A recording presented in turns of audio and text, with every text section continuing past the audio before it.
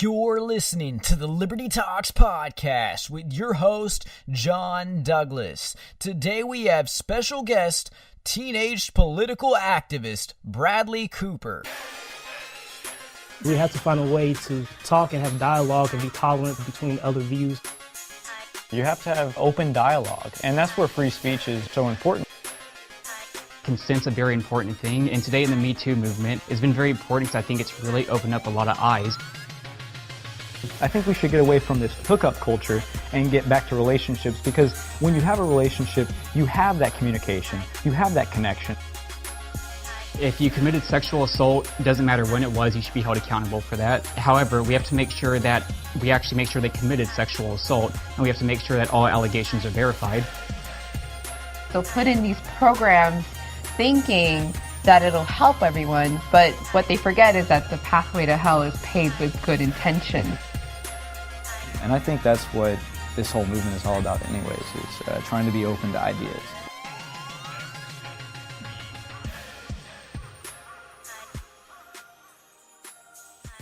So Bradley, thank you so much for coming on Liberty Talks. So to start us off, the audience might not know much about you, so can you just tell us a little bit about yourself? Well, absolutely, and thank you so much for having me. Of course. So, pleasure to be on. Yeah, so when I was 12 years old, I started in politics. I volunteered over 100 hours for now President Trump, making phone calls and trying to get the vote out for President Trump. And ever since, I've just continued in politics. I've had the pleasure of working on over 6 political campaigns for various different offices. And currently, right now, I'm 15 years old, and I worked for, most recently, now Senator Hawley, on that successful campaign with the Missouri Republican Party. And now I'm just kind of taking a break from working on campaigns and really focusing on everything I can do with the issue that we're going to discuss today. Well, that's great. And how old are you now? I am 15. So that's what I find just really amazing. Whenever I was 15 years old, I didn't know what I was doing. I was just goofing around playing video games. So it's great that you're doing all this stuff. That's really amazing. Well, thank you very much. You know, it's definitely a pleasure, and the fact is a lot of 15-year-olds don't know what they want to do with their lives yet, and I'm just blessed that I do, and I'm blessed that I have the opportunities that I've been presented with to get started with what I want to do and start making change in the world. Well, it's very good. And so the first thing I want to ask you about is I want to go straight to the article that you were in. So I believe it was the NRA that printed this article about you and your school, right? The Kansas City Star, one of the largest newspapers in Missouri, printed the article. Now, the NRA has been a fantastic help, and I am incredibly grateful for the NRA. It's a fantastic organization, but the Kansas City Star did print that article, yes. Okay, Kansas City Star. So thank you for the clarification. And can you tell us a little bit about that? I know you're a part of a false alarm for a school shooting. Yeah, so on Friday, December 21st, in the morning, so most of our student body was at the school, although school hadn't officially started yet, the active shooter alarm went off. And the doors automatically close and lock when our active shooter alarm goes off, and that did happen. Although the problem is all of our students were in the commons. Our school is separated from the commons and the education wings, so all the students were locked in one place in the commons. They were practically sitting ducks. So then we have administrators coming out and yelling for students to go to their classes and only their classes, and they couldn't just walk to the nearest classroom. So students start panicking and trying to get to their classroom, and they're passing all these opportunities to get to safety, only going to their nearest classroom. I was actually instructed by numerous staff members and administrators that I had to go outside to an alternative building when the common knowledge was someone with a gun was trying to get inside. So for a brief amount of time, I was actually locked outside because that alternative building door was also locked. Now, thankfully, a staff member did come and open up that door, but for a brief time, I was locked outside with what we thought was an active shooter. Back inside, students were still panicking. We actually had students coming off the bus and into the school, and teachers were panicking, trying to rush them all in their classroom as fast as possible. But overall, it was a very traumatic experience and one that I think the nation can learn from. Yeah, it's definitely traumatic for anyone to go through that. I actually had a cousin who was at the Santa Fe school during the shooting, so I definitely know the trauma that goes with that, even though I haven't experienced it personally. I know what it's like to be a family member of. how it's happened. So tell me what you think the school could have done better. How do you think we can solve this problem of mass panic and freaking out? Well, I am incredibly thankful for my school, Willard High School, and our Willard School District administration. They have been an absolute pleasure to work with. I've been upfront and honest about them, about everything I'm trying to do, and they are supportive of me, and they are wanting to get better. And one thing that we discussed is making sure that we are prepared for more than one time throughout the day. And that's something that I think schools across the nation need to address. And at least more attention-grabbing would come arming teachers. Now, that's a very blanket term.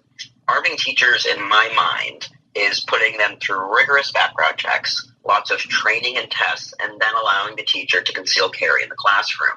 Now, there are a lot of opponents to this, although the fact is, as the NRA School Shield program has proved, we can see a massive amount of students' lives that are saved if teachers do have that option to carry guns.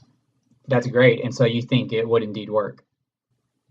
I absolutely think it would indeed work as long as we have lots of training and background checks, because we can't just be giving teachers firearms and having them protect students without training and background checks, because these are our students and we need to make the situation better and not worse.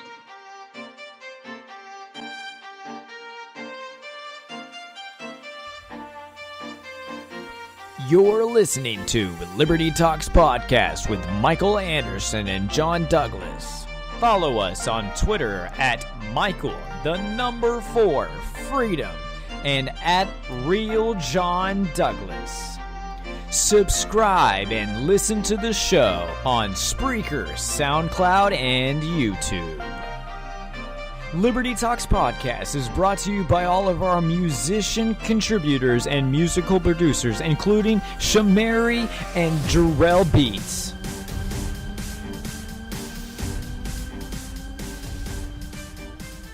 This is something that I'm kind of close with too. My school, the high school I went to, never had a school shooting, but after the Parkland school shooting, they put up signs and started arming their teacher. If you actually walk to my old high school, they literally have a sign up that says, "Teachers are armed and we will do whatever we can to defend our students." Now, there are some people that actually scares, and they say that guns should not be around students, that when students see guns or know that teachers are armed, it actually corrupts their mind and makes them feel scared in a unsafe environment. What would be your response to that? Well, I think it's important that we realize that school safety is not a red or a blue issue. School safety is a red, white, and a blue issue. And the problem is school safety is so polarizing right now. It's either one or the other, and they can't meet in the middle. And that's with a lot of things in politics right now. And really, it's just red or a blue issue. And I'm working to make people realize that it's a red, white, and a blue issue. It's an American issue. It affects everyone, and I think we all need to work together and take that into consideration and work with students, talk to students, talk to staff members. Legislators need to be out there talking with people and finding out what the people want. They are elected to represent the people, and it's time that I think we address the issue of school safety while representing everyone. Well, we know there was one school shooting, the big one that the media latched onto really quickly and still is latched onto, and is the Parkland shooting. Now, there are a lot of the kids from the Parkland shooting actually disagree with you. They say that we need to ban guns because guns are what killed the students, and they created an organization called the March for Our Lives. Where do you think these students go wrong then? I don't think they go wrong. Saying that students go wrong when standing up for their own political viewpoints is simply false. There's not a single student that stands up and goes wrong. Students who stand up do the right thing. Students who stood up after Parkland are doing the right thing. They agree that there's a problem. Now we disagree on how to address that problem. I have said from day one that I will work with David Hogg. I will work with anyone from the March for Our Lives movement. I would love to work with them to fix this issue. We are never going to fix and address school safety if we focus on partisan politics. It can't be one or the other. So we need to work together. We can't have this separation of students. You saw it on CNN's town hall. We separated the students from this side and this side. We are all students. We are all affected by this policy. So I think it's about time that we stop spending time focusing on, well, this person wants this and this student wants this. No. All of the students want school safety. Now, how do we get there while pleasing everyone? Well, one of the criticisms of the Parkland students, and I have interviewed Kyle Kashuves, and I think this is something he touched on a little bit too, was that whenever they go out there and do the March for Our Lives, inherently what they're saying is that if you disagree with us, then you don't care about our lives. And that turns a lot of people off to it and doesn't want to make them listen to these kids. When they're making arguments like, you don't care about our lives if you disagree with us, are they worth listening to at that point? Because that's a pretty cruel and nasty thing to say. That is an extremely cruel and nasty thing to say, and I will call out David Hogg. I will call out March for Our Lives every single time they say something like that, although in the end, it comes down to school safety. Do I agree with how they get there? Absolutely not. Will I agree with their policies? Never. Will I support what they're doing? Absolutely not. Do I support the fact that they are saying those things? No. Do I think that they should be saying those things? No. Do I think that a lot of the things they say get extremely misrepresented by the fake news media? Absolutely. You know, they honestly go out there and they try to make change, and I commend them for that. What I don't commend them for is saying those types of things, because it's simply rude, it's disrespectful to other students, and if I start working with these students, and if they start saying those things to me, then we won't be working together. Although until they specifically say those things to me, and until I specifically have that experience, I will give them the benefit of the doubt. I will give anybody the benefit of the doubt, and until they prove otherwise. And if they prove otherwise, then I just won't work with them, because school safety is not a red or blue issue. And students who say, if you don't agree with us, you're simply ruining students' lives or killing students, that is polarizing. It is making it into a red and blue issue, and I will not stand for anything that makes any issue when it comes to school safety a red or a blue issue, even if it's on my side. If it's on my side or the left, then we simply shouldn't stand for that sort of thing. So tell me about a little bit what you've been trying to do to increase school safety. Have you been meeting with senators or politicians? I know you had your interview. Can you expand on some other things you've been doing? Yes, well, I've had the absolute pleasure of being introduced to the House of Representatives here in Missouri. I have talked to a lot of legislators here in Missouri, working in Missouri politics.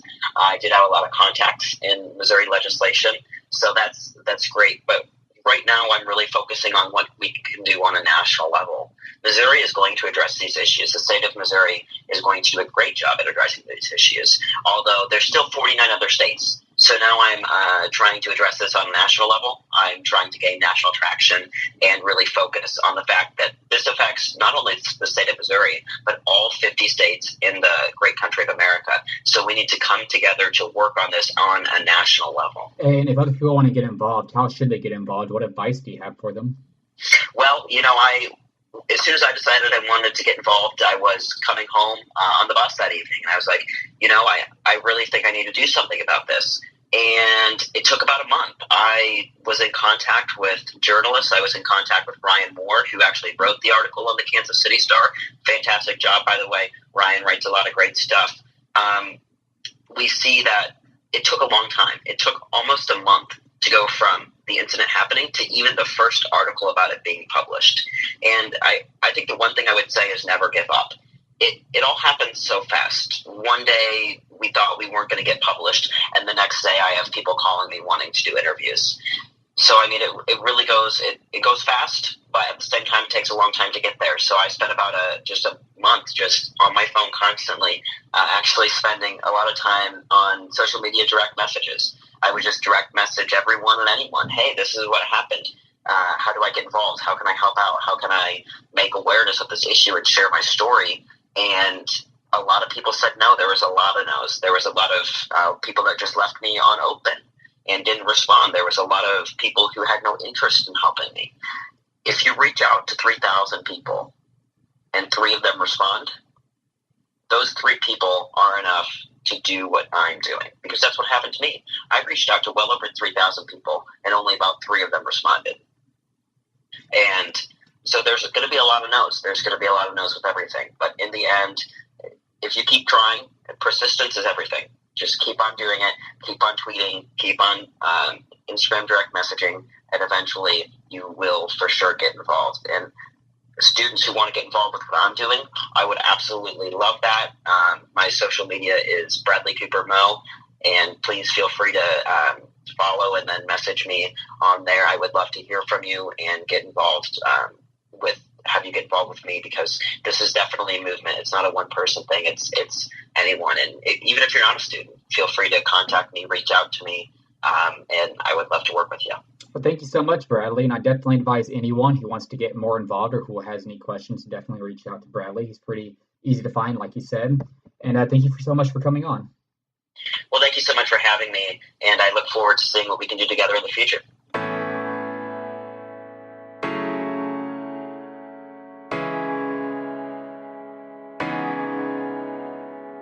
That was it tonight. You're listening to Liberty Talks Podcast with Michael Anderson and John Douglas. Tonight we had special guest Bradley Cooper. Bradley Cooper is a 15-year-old political activist. You can find Bradley Cooper at Bradley Cooper MO on Twitter. That is at Bradley Cooper MO on Twitter. Thank you very much for listening to the Liberty Talks Podcast, and y'all have a wonderful night.